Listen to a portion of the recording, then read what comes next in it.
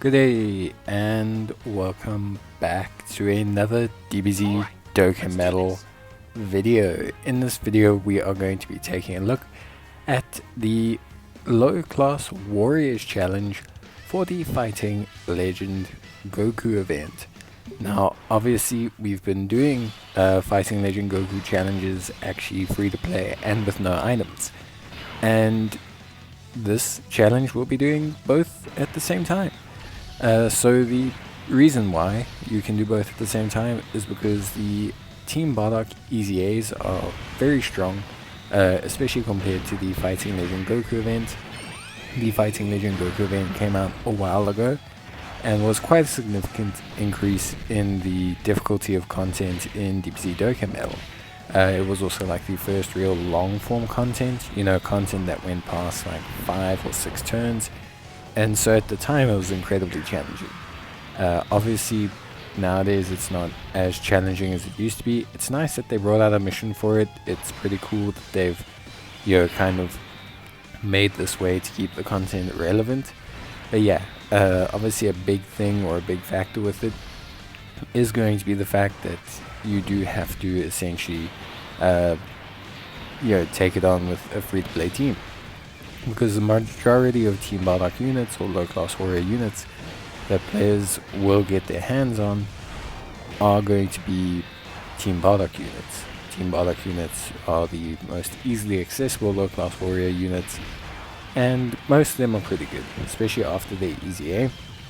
You have a couple stacking units, but you also have a couple units that have quite decent flexibility and usability, especially with the Bardock, the Tech Bardock, who's come out now and is on Team Bardock, but he's also a 200% lead for the category, and he himself is a very good unit. All of these things are quite significant in helping the team really elevate itself forward. So Bardock is obviously crazy, very, very good, quite an exceptional unit, so that's very good from that perspective. And yeah, in general, just really good stuff. So we'll talk about the team build. It's obviously very straightforward, but we'll start with obviously Tech Bardock himself being the 200% lead, 100%, 170% storied figures, 30% pure sands, and he also is very good. Obviously starts off really strong. We won't have his ability to foresee super attacks, but he gains attack and defense with every attack that he does up until 120%. He has the ability to have attacks effective against all types, crits, etc. So a very good unit in general. His active skills also can be very helpful in the Int Goku phase. So yeah, just a very good unit overall. We are going to be using the Int LR Team Bardock unit as our lead. Obviously I think the Int Team Bardock probably needs an EZA. When you compare the Int LR Team Bardock to the Tech Ginyu Force or the Physical Ginyu Force, free to play LRs, he doesn't really, or they don't really stack up too well. But yeah, they're generally speaking just a support unit for the Team Bardock category. Obviously it does help out, and they still are strong enough to act in this event at least without too much repercussion, but taking them into further events could cause some issues. So yeah, that is definitely one thing I will say is a problem, but yeah, it is what it is basically at this point. In terms of the rest of the team, again, all Team Bardock units, what we will be using and using quite a bit is the Strength Bardock. Strength Bardock is a unit that has 10% damage reduction for every single Team Bardock member on the team, which means he stands at a massive 50% damage reduction, which is really, really good considering his base defense is fairly high as well. But he also actually has crit chance, which is great. So he does good damage. He's just a great tank. You're going to see that Strength Bardock is actually a very good defensive unit across a lot of content. He's going to be a unit that really elevates from this 200% lead Bardock. And yeah, he's just really, really good overall. So Strength Bardock, he's going to act as our pseudo tank on the other rotation. And alongside him, we're going to keep Shugesh. Shigesh raises his defense with every single attack, which is good. He's a stacker, and that just makes him pretty potent. Offensively, he's okay. He does lose his crit chance because obviously as you go along, the boss becomes less and less susceptible to debuffing, attack lowering, defense lowering, etc. But overall, a fairly decent option for stacking. And then alongside the Tech Bardock, we're going to just include Tech Tora. Tech Tora being a support unit, a healing unit as well, as long as you have a certain amount of low-class warrior units on the team. And he also stacks defense as well. So a very, very solid unit to have alongside Bardock, who can be very strong overall. And then finally, obviously, rounding off the team, we have Infasha. Infasha is good from the perspective of that she can boost the rest of the team with her decent levels of evasion, and also her ability to support the team when she gets her evasion off. Damage wise, she's okay. She does have some debuffing, which is helpful, but that again falls away as the event gets progressively harder and harder. So Fasha is useful, but I wouldn't say she's as useful as the other units. She holds up more than fine on her own, especially for the LGE level of the event, but she will probably fall off or start to take a lot of damage in some of the later ones, like the LGE GT and events of that nature. And then obviously the last one is Borgos. Borgos is fairly strong, obviously just a unit that does a pretty good job at being solid in most situations.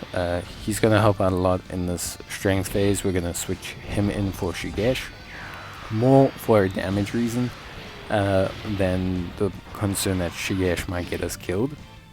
Although, not taking a ton of damage from Shigesh getting supered would also be really, really helpful. But luckily, Strength Bardock got supered, and he'll take no damage pretty much. I cannot stress enough how good a tank Strength Bardock is going to look like under this 200% Tech Bardock. He's going to be looking really, really classy.